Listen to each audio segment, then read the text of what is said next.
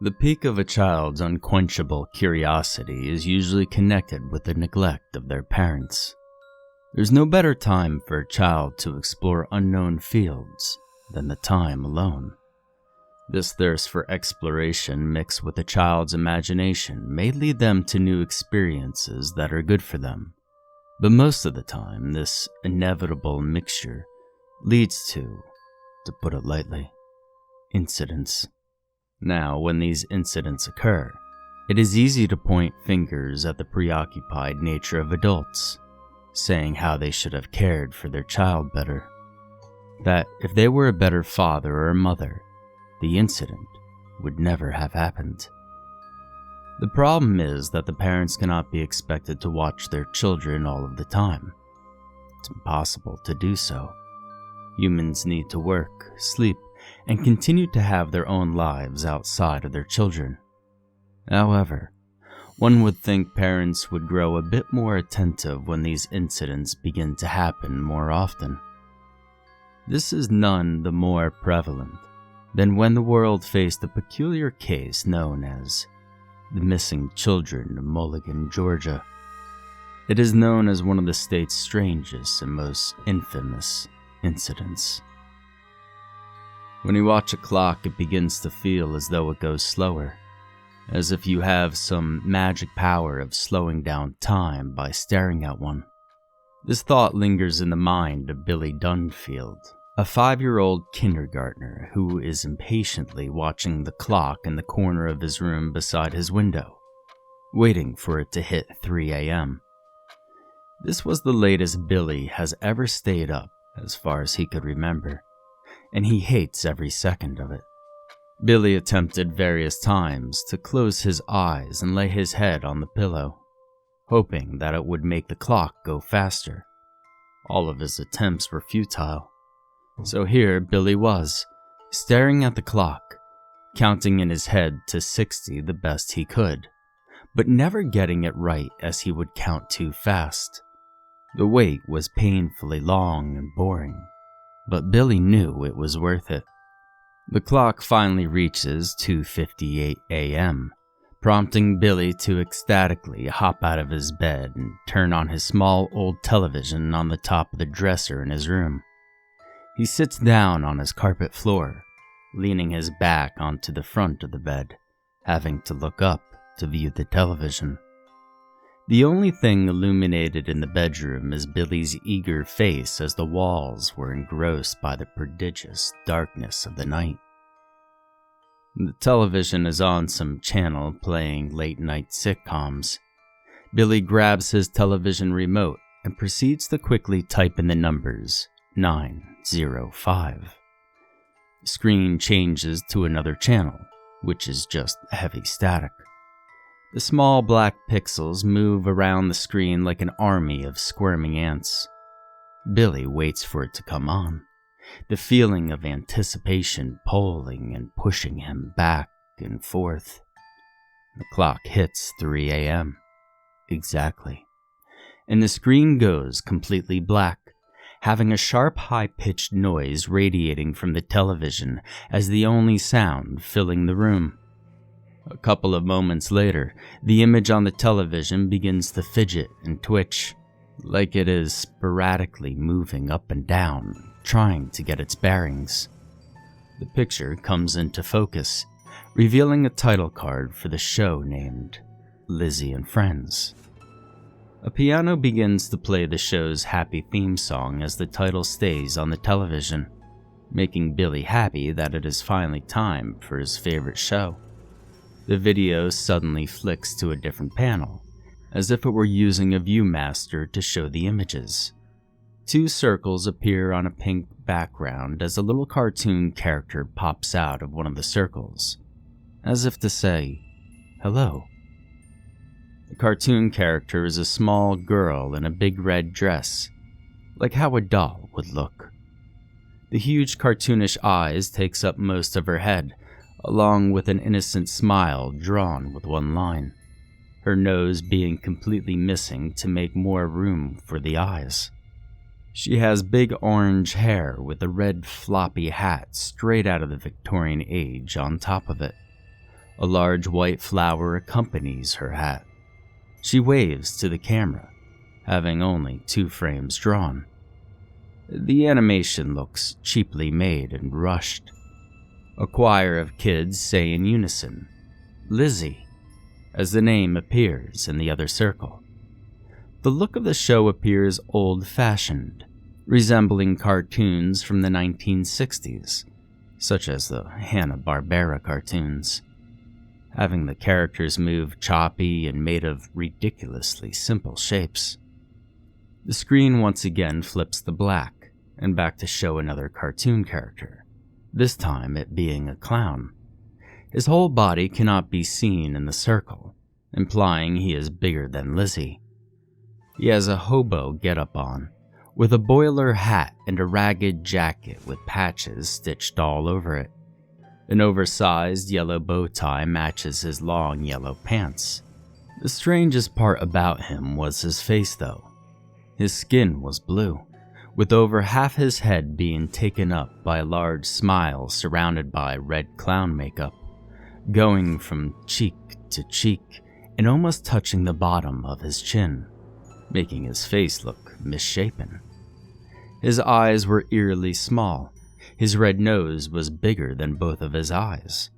The character gave a quick thumbs up as the kids happily say, "Bundy!" He was Billy's favorite. The television screen flips one last time to the cheapest looking character out of the 3. A puppet with a vertical rectangular head. His upper body was just simple shapes, making him look as though he was pieces of wood glued together.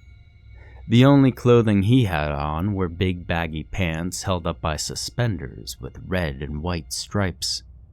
His arms were a bit too long, definitely not proportionate to a normal person. Straight down, his arms could reach his knees.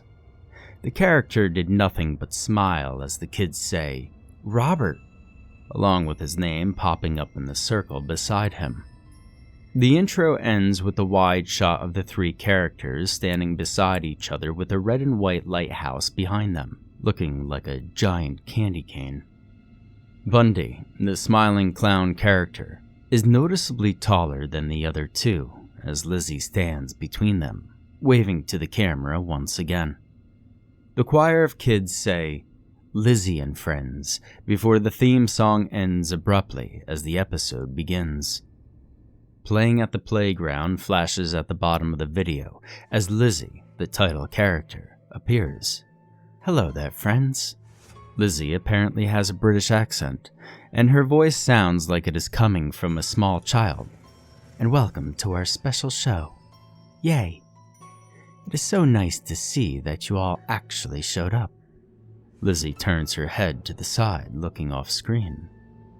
The lip syncing is terrible, only having the mouth move up and down. "Say, friends, want to go on an adventure with me?"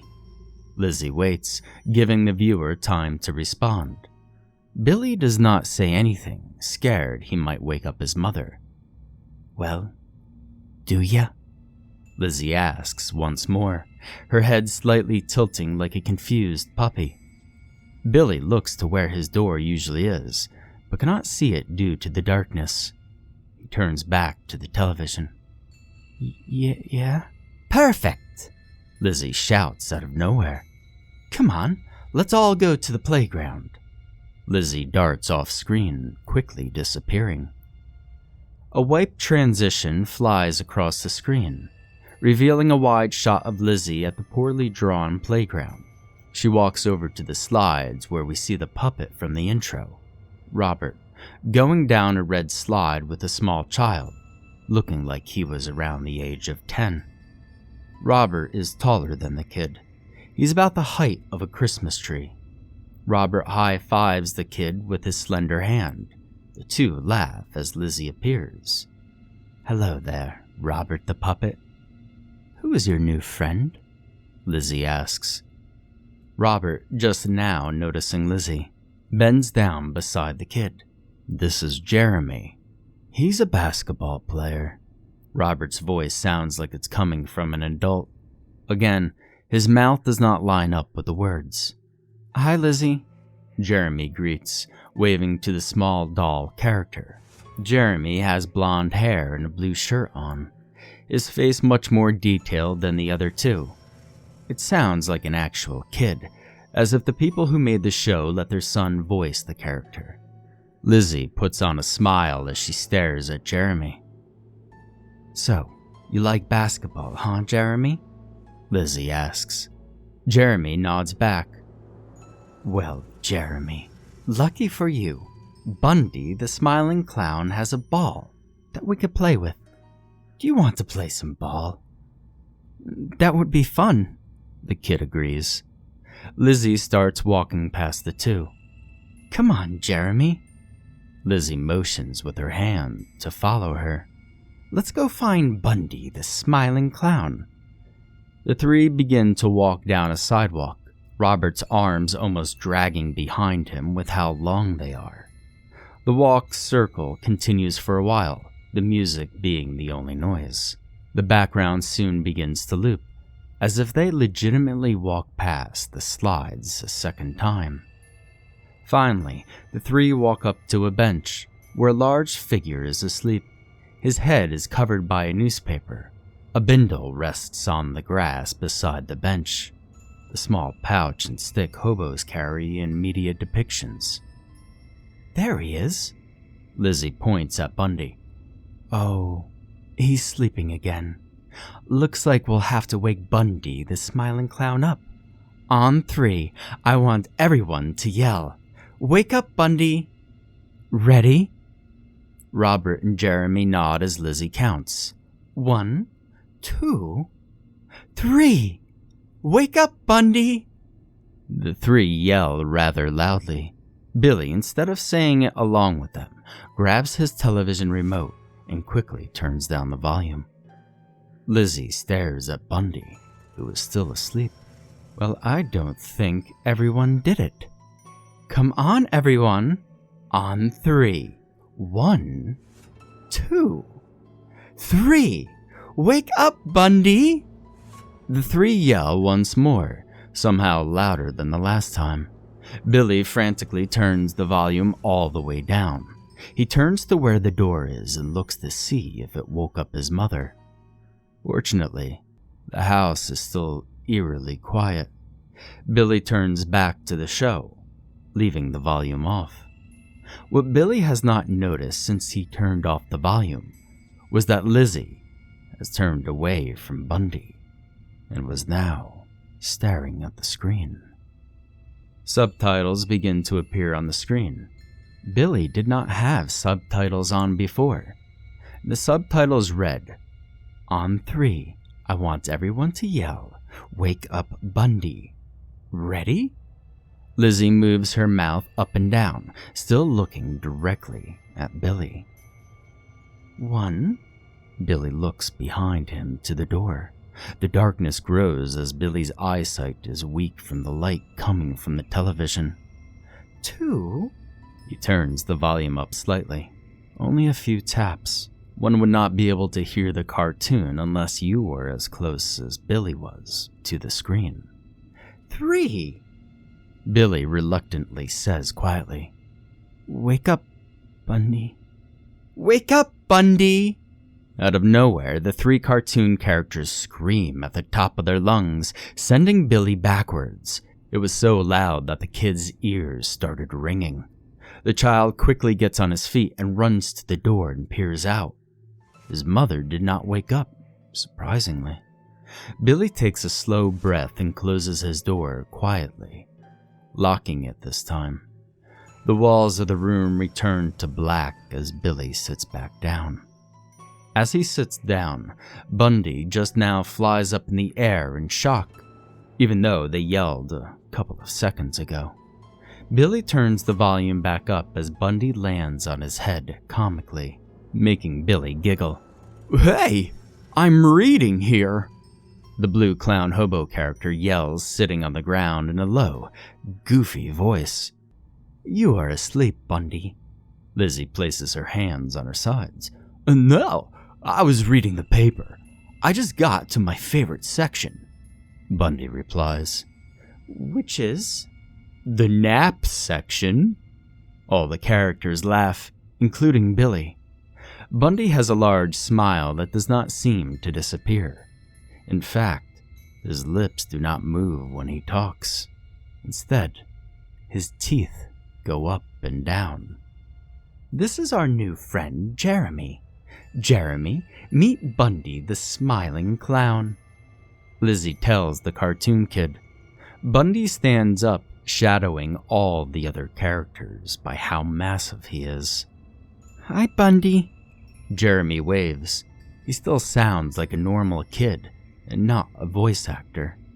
Well, howdy, Mr. Jeremy. Bundy reaches to give Jeremy a handshake when he slips and falls thanks to his giant red clown shoes. This earns a big laugh from everyone. Robert, the puppet character, speaks up and says, Bundy, do you have your yellow ball we can play with? Jeremy is a basketball player. Well, I sure do, Bundy tells them as he grabs his bindle. He pulls out a yellow ball from the pouch and prepares to throw it. Go long! Jeremy runs backwards as Bundy tosses the yellow ball towards him. Jeremy catches it and laughs, throwing it back to Bundy.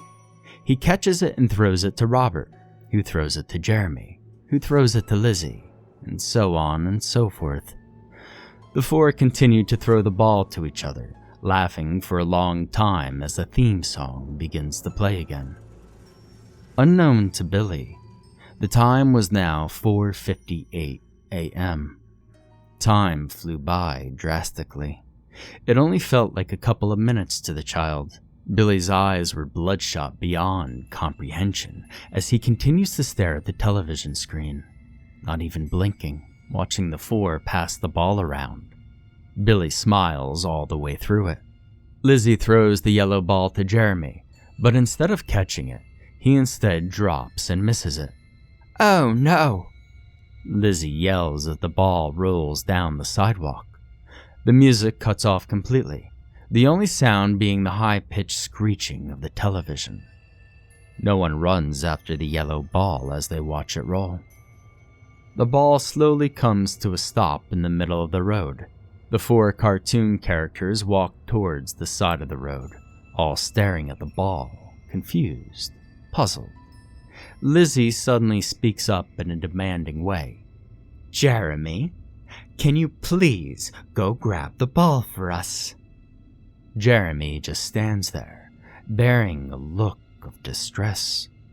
Lizzie slowly turns her head to Jeremy, every frame being drawn separately. She does not look directly at the kid, almost like she is looking past him at something. Her eyes seem to have no life in them as she repeats her command. Jeremy, can you please go grab the ball for us? Robert and Bundy blankly stare at the yellow ball in the middle of the road as Jeremy finally says, Okay. Jeremy starts to walk to the road when his wrist is suddenly grabbed by Lizzie. The little girl is not looking at him, but still looking off into the distance. Wait, Jeremy. You can't just go walking onto a road like that. What is one rule for crossing the road? Jeremy brings his hand up and scratches his head, thinking. Jeremy suddenly gets an idea. Look both ways before crossing? Lizzie lets her grip go as a smile appears on her face. Jeremy walks to the side of the road. Bundy and Robert remain idle as the kid looks from side to side, checking for traffic, before hopping onto the road. He walks slowly toward the yellow ball. Jeremy is now standing above it, and he bends down to grab it, his legs unmoving as his upper body goes completely 90 degrees. Jeremy places both hands on the ball and raises it up. I got it! A transfer truck slams into Jeremy at high speed, making the child crash headfirst into the windshield before flying back onto the road. The transfer truck speeds away as a bloody corpse replaces what was once Jeremy. Unsettling noises of a child coughing and screaming fills the television's speakers as the three cartoon characters stare at the body of Jeremy. The screaming does not sound like the rest of the audio thus far in the show. It sounded like it came from a poor recording. Broken glass covers Jeremy's body throughout, with his left arm bending the wrong way. He has a large open gash on his side, making a pool of his blood spill out onto the road. His jaw is completely disfigured, having his bottom lip going past his right cheek. The body is heavily detailed, seemingly traced. The screen fixates on the body for a long time with no music, just the sounds of coughing and screaming. Lizzie, off-screen, politely says, "Oh, I'm sorry, Jeremy, but that wasn't the rule. Remember, kids, if you ever want to cross the road, you have to do it as fast as you can. Otherwise, you'll end up like our friend Jeremy." Lizzie ends her advice with a giggle. "Bundy, why don't you go grab your balls so that we can keep on playing?" Bundy silently walks towards Jeremy's mangled body, his large, uncanny smile never ceasing. The screen turns into a first-person view as Bundy stares at the corpse. He eventually bends down and grabs the ball with his giant blue hands. The ball has streaks of blood all over it. The camera then switches to another first-person view, this time being Jeremy on the road, looking up at the giant clown looming above him. The sun blinds half of the screen as Bundy admires the ball. The screaming turns into a gurgling noise, implying that blood is exiting through the mouth. "Here, let me help you out, pal." Bundy's dead, beady eyes stare directly at the screen as he bends down above Jeremy's body.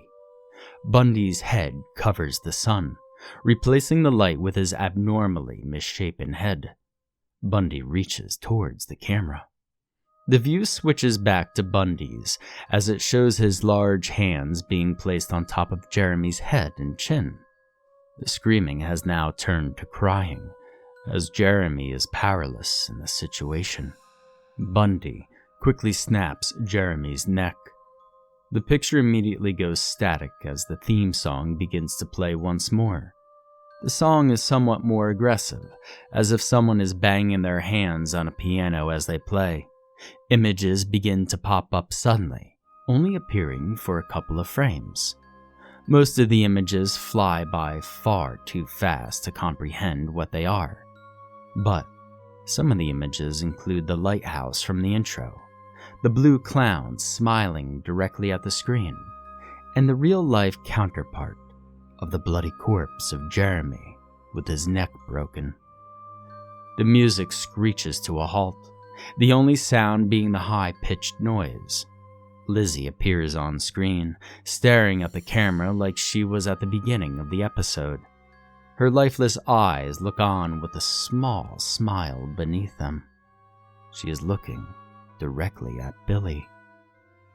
The picture then flips to another setting. It is still Lizzie, but this time she is looking out a window from inside the lighthouse, the same one from the intro. Thank you so much for watching our special show. We hope you visit again soon. And remember, kids, you're perfect the way you are. Bye-bye. Lizzie giggles as she closes the window's door, prompting the entire screen to go black, signaling the end of the episode, as usual. Billy is grinning happily.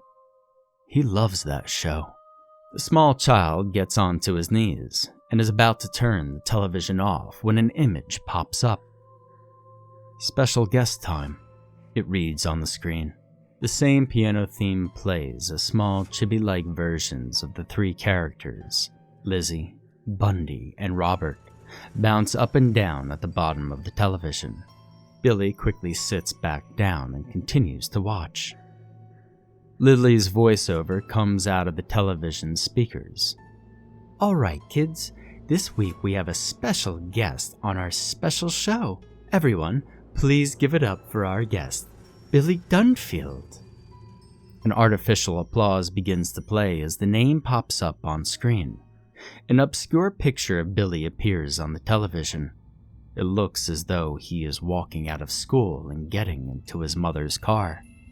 There's a strange shape covering half of the picture, like the photographer was hiding behind something. Billy looks at the television, bloodshot and confused, when the picture suddenly turns into a video recording. The camera shakes like someone is holding it with their hands, as the rustling of leaves are heard. The video then shows the backside of a house in the middle of the night. It's Billy's house. Lilli's voice appears once again. Alright, Billy, you've won a prize. Do you want your prize, Billy? Wave outside your window for all the kids to see to get your prize. Billy happily stands up and walks to the window beside his clock, which now reads 6:36 a.m. He cannot see anything through the darkness of the outside, so Billy begins to wave his hands frantically. Oh, Billy, we can't see you, Lilli says from the television. Why don't you turn on your lights so that all your friends can see you better? Billy quickly follows her orders and hops onto his bed. He reaches up to his ceiling fan and pulls a cord down, turning the light on. On the television, one of the windows suddenly light up in the house. There you are, the voice of Lizzie quietly says as the video recording starts walking towards Billy's bedroom window. Now, make sure you start waving. Say hi. On the television, the silhouette of Billy waving his arms is seen on the other side of the window. The video recording slowly zooms in on Billy. A hand begins to creep up into frame, about to reach for the window. The hand is blue. Lizzie is still talking from the television. Now, Billy, how can we give you your prize if you don't open up your window? From the view of the video recording, Billy steps back as whatever the figure is gets up to the window. Billy begins to slowly smile as the grotesque hand places its palm onto the glass. Billy runs forward, opening the window as fast as he can, and then raising it up. Good. Lizzie's voice begins to tremble as Billy smiles for the camera.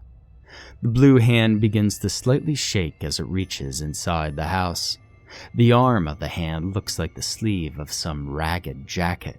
The hand places itself on top of Billy's head and starts caressing his hair. The hand is massive. The camera begins to also shake as the hand slowly moves down Billy's face. It stops at his cheek.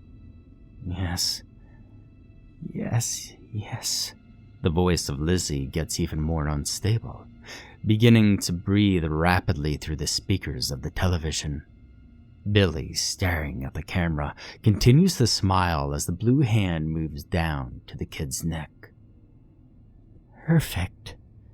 The camera drops to the ground and the signal from the broadcast cuts off. From another house nearby, a redhead girl, around the age of 12, turns her television off after watching another installment of her favorite show. She quickly climbs into her bed as footsteps from the stairs outside her bedroom come towards her. Her mother walks in with her school clothes. "Come on, Sarah, it's time for school," her mother cheerfully exclaims. Sarah pretends to wake up. Just another hour." Her mom walks over to the bed. "Wake up, sleepyhead," then proceeds to throw Sarah her clothes and shuts the door behind her to go back downstairs. Sarah, fully aware, shoots up and gets off of her bed with energy. She grabs her clothes and walks towards the door when she suddenly turns to the television. A funny thought comes to her. Sarah giggles. "Wake up, Bundy."